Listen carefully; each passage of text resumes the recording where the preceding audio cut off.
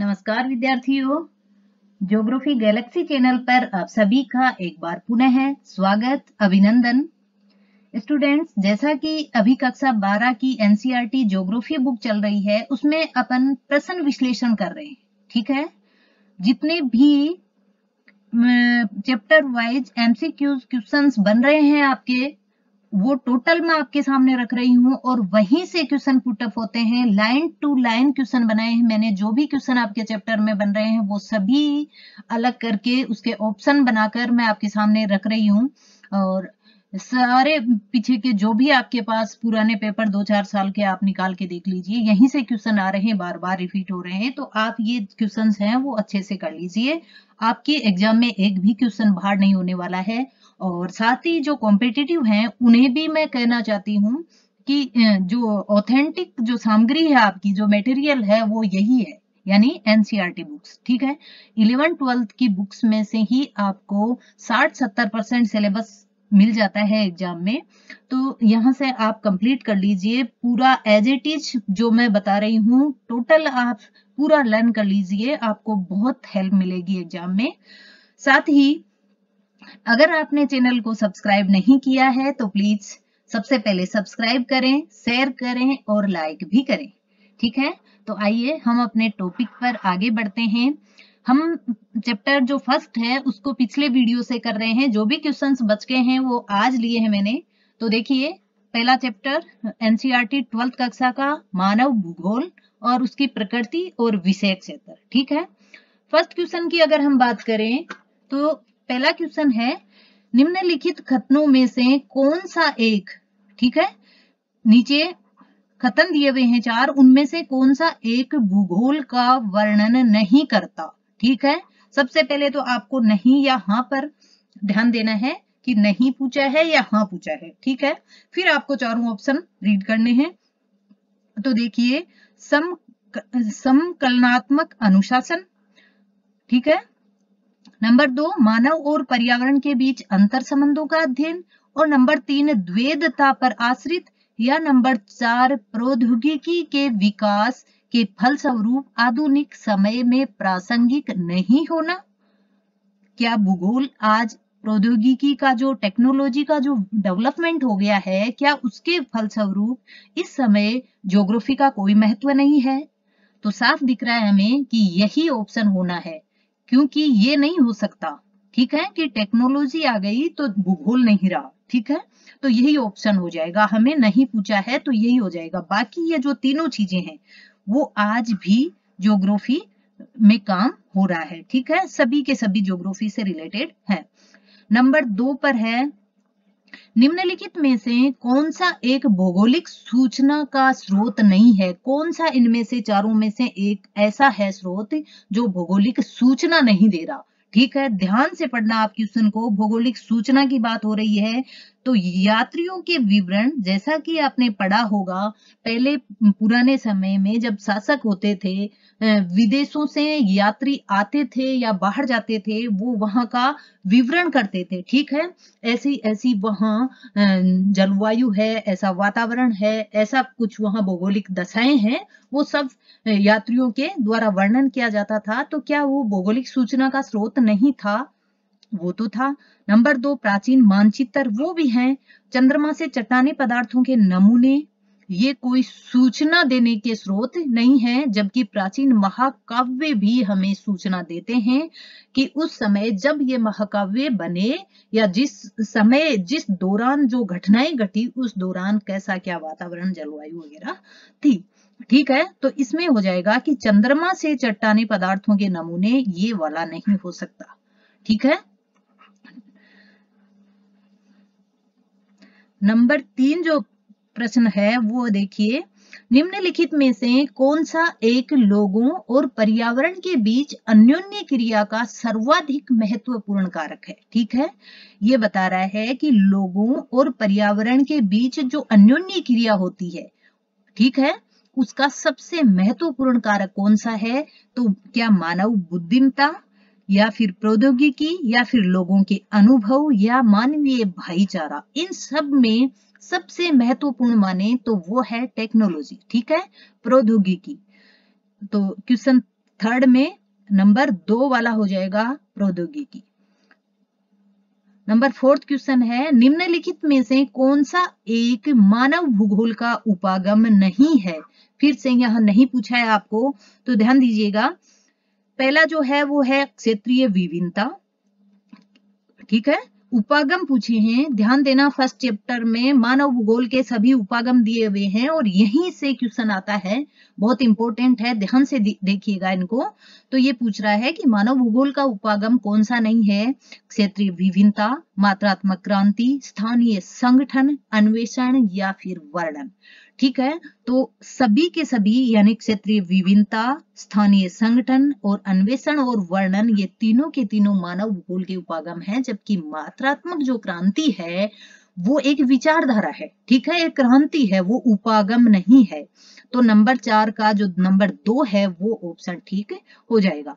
Number 5 पर है, आरंभिक उपनिवेश युग में कौन सा उपागम स्टार्ट हुआ था, ठीक है। आरंभिक जो उपनिवेश युग था, ठीक है, उसमें कौन सा उपागम स्टार्ट हुआ था। तो उस समय आरंभिक उपनिवेश युग में अन्वेषण और विवरण, ठीक है, अन्वेषण और विवरण वाला जो उपागम हुआ था वो स्टार्ट हुआ था।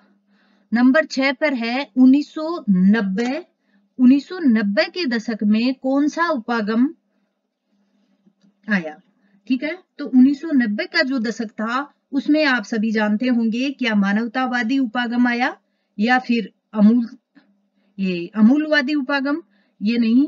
तो फिर थर्ड जो ऑप्शन है वो क्या है, वो है कि जो व्यवहारवादी उपागम था, क्या वो 1990 के दशक में आया। तो सबसे करेक्ट जो ऑप्शन हो जाएगा वो कौन सा होगा, 1990 के दशक में व्यवहारवादी उपागम सामने आया, ठीक है। आगे हो जाएगा नंबर इसमें व्यवहारवादी 6 में 1990 के दशक में कौन सा उपागम आया। तो 6 नंबर क्वेश्चन के अंदर हो जाएगा ठीक व्यवहारवादी, ठीक है। मानवतावादी और अमूलवादी 1990 के दशक में नहीं आए थे, आगे मैं बता दूंगी कि ये भी कौन से समय आए, ठीक है। नेक्स्ट,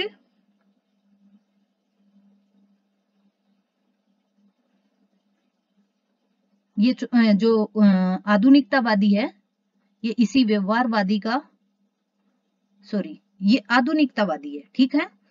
1990 के दशक में आने वाला जो भी उपागम था वो है आधुनिकतावादी, ठीक है। ये 6 नंबर का ही लास्ट ऑप्शन है, ये व्यवहारवादी नहीं है, ये अलग टाइम का है, ये अलग से बात कर लेंगे हम। मानवतावादी, अमूलवादी और व्यवहारवादी ये तीनों के तीनों 1970 के दशक में आए थे, ठीक है। याद रखना ये तीनों के तीनों 1970 के दशक में ही आ गए थे, जबकि जो उत्तर आधुनिकतावादी था वो 1990 के दशक में आया था। नंबर 7 जो प्रश्न है वो है मानवतावादी उपागम किस दशक में आया, ठीक है। तो अभी हमने इसके बारे में चर्चा कर ली है कि जो मानवतावादी उपागम है वो 1970 के दशक में आया था, ठीक है। न 30 में आया, न 50 और 60 में आया, जबकि ये 70 के दशक में आया। नंबर 8 वाले प्रश्न की हम बात करें तो वो बता रहा है हमें कि स्थानीय संगठन उपागम कब आया, ठीक है। स्थानीय संगठन उपागम की देखिए बात की जाए तो ये 1950, पहले ऑप्शन देख लीजिए आप, 1950 के दशक के अंत से 1960 के दशक के अंत तक, ठीक है। ये चीज अच्छे से पढ़िएगा आप। नंबर 2 जो ऑप्शन है 1970 के दशक में या फिर अंतर युद्ध अवधि और 1930 के दशक के बीच के काल में, या फिर नंबर 4 पे जो पूछा है वो है, नंबर 4 पे जो है वो है युद्ध ये उपनिवेश युग में, ठीक है, उपनिवेश युग में। तो इसमें आपको कौन सा ठीक करना है, इसमें हो जाएगा, एक मिनट, स्थानीय संगठन उपागम हमें पूछा है तो वो हो जाएगा 1950 के दशक के अंत से लेकर 1960 के दशक के अंत तक, ठीक है। कौन सा 1950 से 1960 में स्थानीय संगठन आ गया था, ये नंबर 1 का ऑप्शन है, ठीक है, ये वाला ठीक है, ठीक है। ये जो ये है ये गलती से हो गया, इस युग में यहाँ ये नहीं हुआ था। ठीक है, स्थानीय संगठन आ गया था 1950 के दशक के अंत से लेकर 1960 के दशक के अंत तक का जो बीच का टाइम था, उस टाइम में स्थानीय संगठन आ गया था। और मानवतावादी, आमूलवादी, व्यवहारवादी, ये तीनों के तीनों उपागम हमने देख लिए। अभी से 1970 के दशक के हैं, याद रखना। यहाँ से पहले भी क्वेश्चन आया हुआ है, फर्स्ट ग्रेड जो 2016 वाली एग्जाम थी उसमें यहाँ से क्वेश्चन पूछा गया था। ठीक है, और बात करें हम प्रादेशिक विश्लेषण की, अभी हमने बात की थी, तो वो उत्तर उपनिवेश युग में। ठीक है, अभी हमारे सामने क्वेश्चन था प्रादेशिक या आरंभिक उपनिवेश युग में अन्वेषण और विवरण हो गया। 1990 के जो दशक की बात करें तो उत्तर आधुनिकतावाद हो गया। और एक क्वेश्चन और भी था, इससे संबंधित यही थी। ठीक है, नेक्स्ट बात करें हम 9 नंबर की, तो वो है मार्क्स के सिद्धांत का उपयोग किस विचारधारा में हुआ है। ठीक है, तो मार्क्स के सिद्धांत का जो उपयोग है वो आमूलवाद विचारधारा में हुआ है, याद रखना, इंपॉर्टेंट है ये। ठीक है, जो गरीब लोग थे उनके सामने जब असमानता हो रही थी, ठीक है, उस चीज को देखकर मार्क्स के सिद्धांत पर इन लोगों ने काम किया था और आमूल चूल परिवर्तन यानी क्रांति की बात इन्होंने रखी थी। नंबर 10 की बात करें तो वो है कि सामाजिक कल्याण की किस वाद में बात की गई है। ये क्वेश्चन भी आया हुआ है, ये वही क्वेश्चन है जो बार बार रिपीट हो रहे हैं। ठीक है, ध्यान रखना, अच्छे से पढ़ना इनको, बार बार रिपीट होने वाले क्वेश्चंस को मैंने आपके सामने रखे हैं। तो सामाजिक कल्याण की बात कल्याणवाद या फिर मानवतावाद में हुई है, व्यवहारवाद में हुई है या अमूलवाद में हुई है। तीनों के तीनों ऑप्शन अगर हम ध्यान से देखें थोड़ा सा भी, तो तीनों के तीनों कहीं ना कहीं समाज की बात कर रहे हैं। ठीक है, बट यहाँ जो करेक्ट ज्यादा नजदीक जो ऑप्शन होगा वो होगा कल्याण परकवाद अथवा मानववाद में। ठीक है, व्यवहारवाद में नहीं होगा। व्यवहारवाद में अनुभव पर आधारित है वो। व्यवहारवाद किसकी बात कर रहा है, अनुभव की बात कर रहा है, जबकि सामाजिक कल्याण की बात कल्याण परकवाद या फिर मानवतावाद कर रहा है। नंबर 10 हो गया। नंबर 11 क्वेश्चन है कि नवनिश्चयवाद या फिर रुको और जाओ निश्चयवाद की संकल्पना प्रस्तुत किसने की थी। ठीक है, तो इसमें जो ऑप्शन हमारा करेक्ट है वो है ग्रिफिथ। ये इधर लिखा गया, शुरू में मैं शुरुआत कर रही हूँ इसके, तो ये ठीक से मुझसे हो नहीं पा रहा, शायद धीरे धीरे ठीक हो जाएगा। तो इसमें जो पहला ऑप्शन है वो ग्रिफिथ टेलर है। ठीक है, वो ठीक है। बाकी रेडजेल, एलन सैंपल और लाप्लास, ये तीनों के तीनों इसमें नहीं है से। ठीक है, तो ये नवनिश्चयवाद या फिर रुको और जाओ निश्चयवाद की संकल्पना ग्रिफिथ टेलर के द्वारा दी गई है। बहुत बार क्वेश्चन रिपीट होता है। नंबर 12 पर जो ऑप्शन है क्वेश्चन है वो है कि प्रकृति अवसर प्रदान करती है। ठीक है, ध्यान से पढ़ना, यहां से क्वेश्चन आते हैं। प्रकृति अवसर प्रदान करती है और मानव उनका उपयोग करता है तथा धीरे धीरे प्रकृति का मानवीकरण हो जाता है। ठीक है, धीरे धीरे प्रकृति का मानवीकरण हो जाता है तथा प्रकृति पर मानव प्रयासों की छाप पड़ने लगती है। ठीक है, छाप पड़ने लगती है। अमुक कथन, ठीक है, यहाँ भी थोड़ा सा करेक्शन करना होगा। अमुक जो कथन है वो किस विचारधारा का है। ठीक है, तो इसमें हो जाएगा नंबर 12 पर जो आंसर होगा आप खुद को ही नोट डाउन कर लेना है। यहाँ जो ऑप्शन होगा वो होगा संभववाद। ठीक है, ये संभववाद की डेफिनेशन है। बहुत बार यूं की यूं डाल के पूछ लेते हैं। ध्यान से एक बार फिर से पढ़िएगा इसको कि संभववाद में क्या विचारधारा है। तो उसमें बोला जाता है यानी माना जाता है कि प्रकृति अवसर प्रदान करती है हमें। ठीक है, मानव उनका उपयोग करता है, धीरे धीरे प्रकृति का मानवीकरण हो जाता है। ठीक है, और प्रकृति पर मानव के जो प्रयास होते हैं उनकी छाप पड़ने लगती है। ये कथन हूबहू एग्जाम में मिलता है आपको और फिर विचारधाराओं का ऑप्शन में डाल देते हैं और आपको अलग करना होता है। तो ये संभववाद की है। ठीक है, कि मानव के द्वारा सब कुछ संभव हो गया है। इनका कहना है कि अवसर तो प्रदान पहले प्रकृति ने किया था, मानव ने उसका उपयोग किया था, लेकिन धीरे धीरे जो प्रकृति है उसका मानवीकरण हो जाता है।